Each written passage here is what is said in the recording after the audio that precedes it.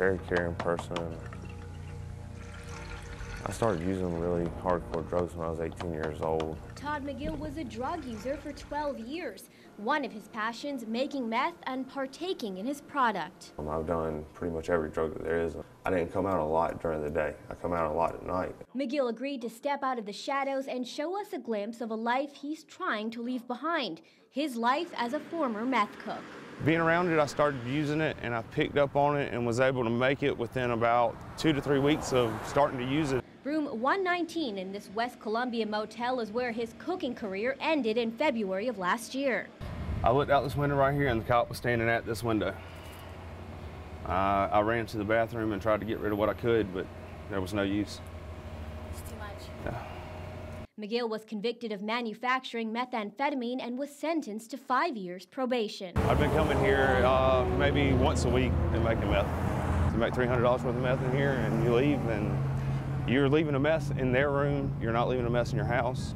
How many of the meth labs out there do you think are in hotels like this?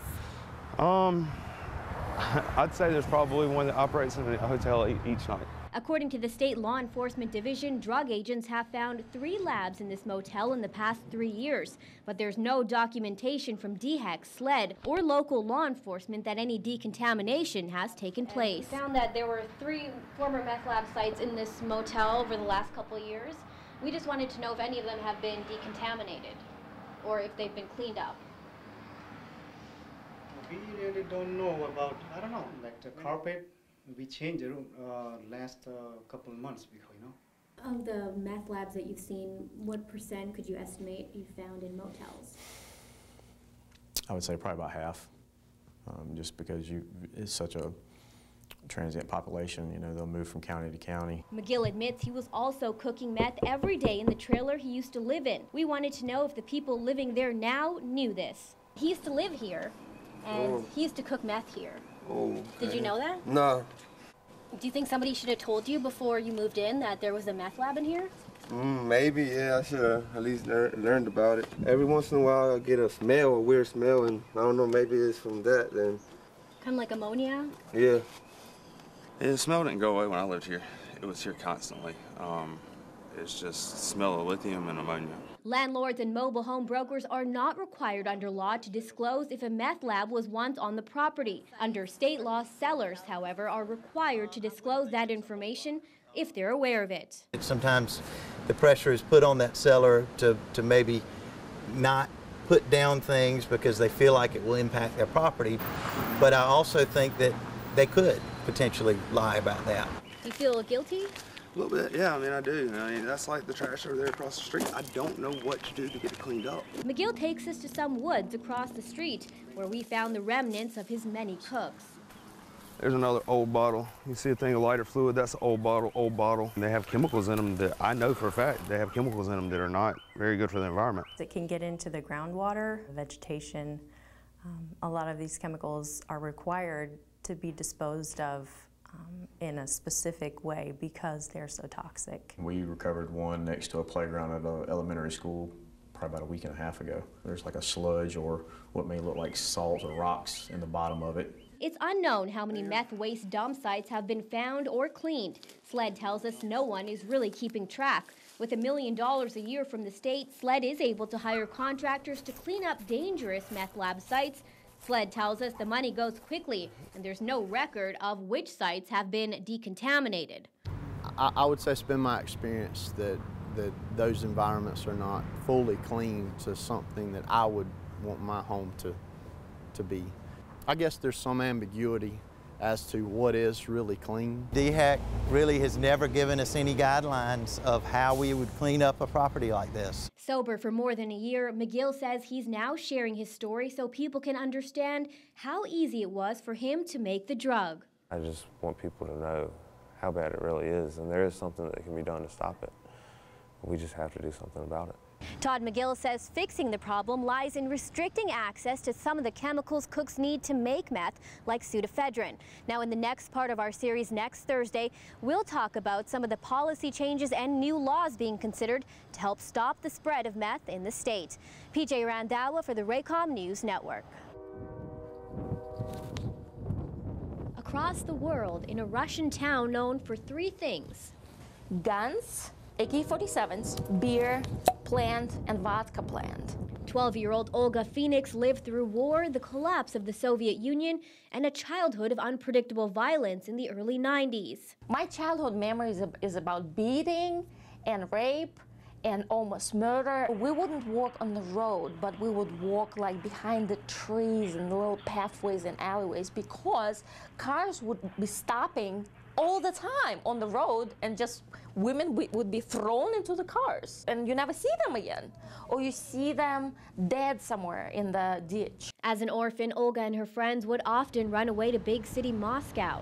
Although Olga always returned by the end of summer, many of her friends had a hard time surviving on the cold streets of Russia's capital city. 2 years later, Yulia came back. She had a very pronounced limp. Her whole face was disfigured because of the beating and broken bones. They worked the streets in Moscow. So they had a pimp. They couldn't leave the pimp. According to the FBI, there are hundreds of thousands of American children being exploited today, just like Yulia. It is not happening in third world countries with people who don't speak our language. It happens to regular people. It happens to people living across the street from you. You just don't know it. The average age of a victim in the U.S. between 12 and 14 years old. There are more than 300,000 estimated victims in the United States, sold for an average of 10 to 15 times a day, and only 1 to 2% of victims are ever rescued. If you look at the National Center for Missing and Exploited Children, there's probably 52 to 5,500 kids at any given time that are missing that are expected to be into prostitution. You're 14 and you can never ever get a job anywhere, and you just want a sandwich. And you've been wanting that sandwich for the past 72 hours. You're going for that ride with that stranger for an ice cream, okay? Because you're gonna hope that this stranger is not gonna do anything to you. Now an advocate for victims of abuse, Olga still visits Russia every year. Despite the passage of 20 years, she returns to the train station she and her friends once used as an escape. At the train stations, there are those, the cheapest prostitutes that you can find, you know? And I look into their faces because sometimes I want to find my friend. And if she's alive, chances are that she's living this kind of life. PJ Randhawa for the Raycom News Network. It's your information they want and your money they take. Every year, thousands fall victim to anonymous scammers who come up with endless ways to separate you from your money.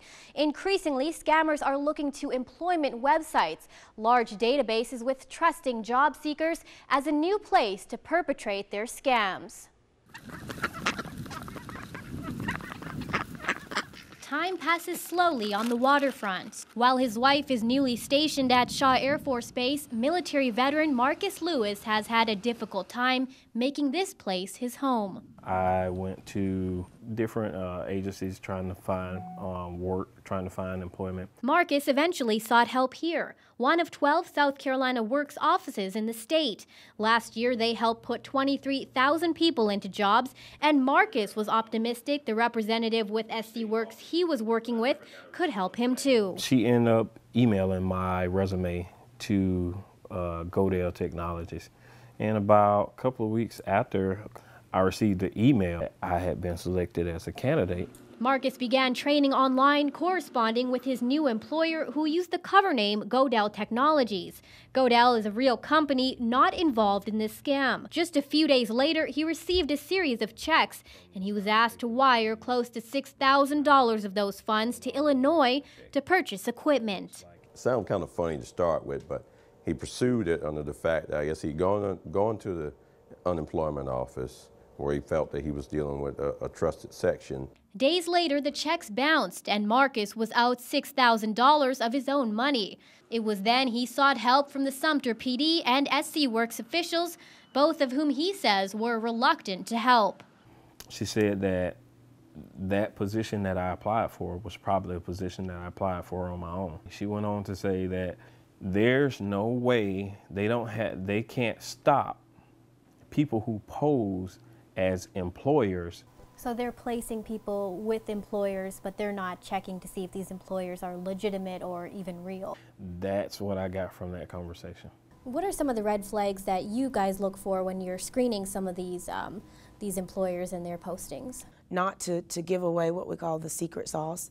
I don't want to necessarily get into the red flags we look for. I don't want to let those bad people in on what they should and shouldn't be doing. Despite initially denying Marcus's claims, this very scam was reported by Department of Employment and Workforce staff in Savannah, Georgia, just days after Marcus went to police. It's also been seen in other states as far as Wyoming. But SC Works staff say they do screen employers. We are on high alert. We are taking the appropriate steps and actions to ensure that their information that they share online is safe. Marcus sent the money to Illinois to another woman detectives say they suspect was also a victim of the same scam. Illinois detectives working the case say the money was soon after sent to Nigeria. Do you feel like Mr. Luz will ever get his money back? You want me to be honest? I think it's going to be tough. Honestly, I think it's going to be tough. The state law enforcement agency is investigating Marcus's case, but SC Works has declined to elaborate on measures they're taking to protect the sensitive information of job seekers. My wife was just overseas fighting so that you have freedom to do the job that you have, and nobody has even reached out to try to make it right. And that's the most irritating part of it. Now Marcus is planning to take legal action against SC Works to try and get some of his money back. Coming up in the next part of this series, we take a look at just how these scams work and how you can protect yourself and your money. PJ Randhawa for the Raycom News Network.